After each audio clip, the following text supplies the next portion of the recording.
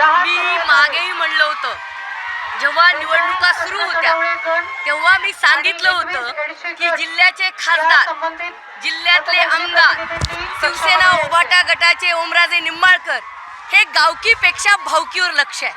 तर मी परत सांगते महाराष्ट्राला आणि जिल्ह्याला, त्यांनी त्यांच्या भाऊजाईला निवडून आणण्याचा प्लॅन सक्सेसफुल केलेला आहे आणि ओमराजेंनी इनडायरेक्टली अर्चनाताई निवडून येतील यासाठी जे प्लॅनिंग आखलं होतं ते त्यांचं सक्सेसफुल झालंय. मी ओमराजेंचं, कैलास पाटलांचं अभिनंदन करेन की तुम्ही जो हा लीड घेतला त्याबद्दल तुमचं अभिनंदन. आणि आता जिल्ह्याला आणि राज्याला कळू द्या, दोघं भाऊ कसे एक आहेत, तिसऱ्याची एंट्री नाही हे त्यांनी सांगितलेलं आहे.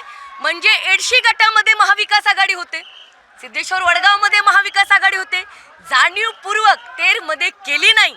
भाऊजाईला कुठेतरी अर्चना पाटलांना निवडून आणण्यासाठी ओमराजेंनी, कैलास पाटलांनी चांगली मदत केली आहे, त्यांचं अभिनंदन. आणि दुसरी गोष्ट अत्यंत दुःखाने मला महाराष्ट्राला सांगायचंय, ज्या पद्धतीने मराठा ओबीसी लावला गेला, वाद लावला गेला आणि बाकीच्या वोटर्सला जी दमदाटी झालेली आहे भाजपाच्या अर्चना पाटलांकडनं ती सुद्धा, आणि पैशाचा कोटीमध्ये पाऊस प्रत्येक गल्लीमध्ये, मी तर म्हणेन तेर गावचे प्रत्येक सीसीटीव्ही रात्री 12च्या नंतर चेक व्हावेत. करोडो रुपयाची वाटप स्वतः अर्चना पाटील आणि त्यांच्या कार्यकर्त्यांनी केलं. त्यामुळे मला आपल्याला सांगायचंय, मला एकही टक्का दुःख झालेलं नाही. एक शेतकरी मुलगी म्हणून प्रचंड लढले, लोकांनी साथ दिली, गोरगरीब जनतेने साथ दिली.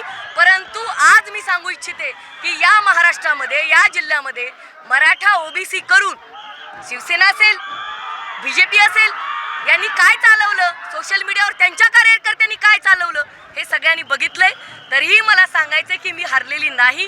हो, मी शोषित वंचितासाठी बोलते, लढते आणि आजही माझा तो स्टँड आहे की सामान्य लोकांना संधी मिळाली पाहिजे. ओबीसींचं जे आरक्षण आहे राजकीय, त्याला कोणीही धक्का लावू शकत नाही, लावू दिला जाणार नाही.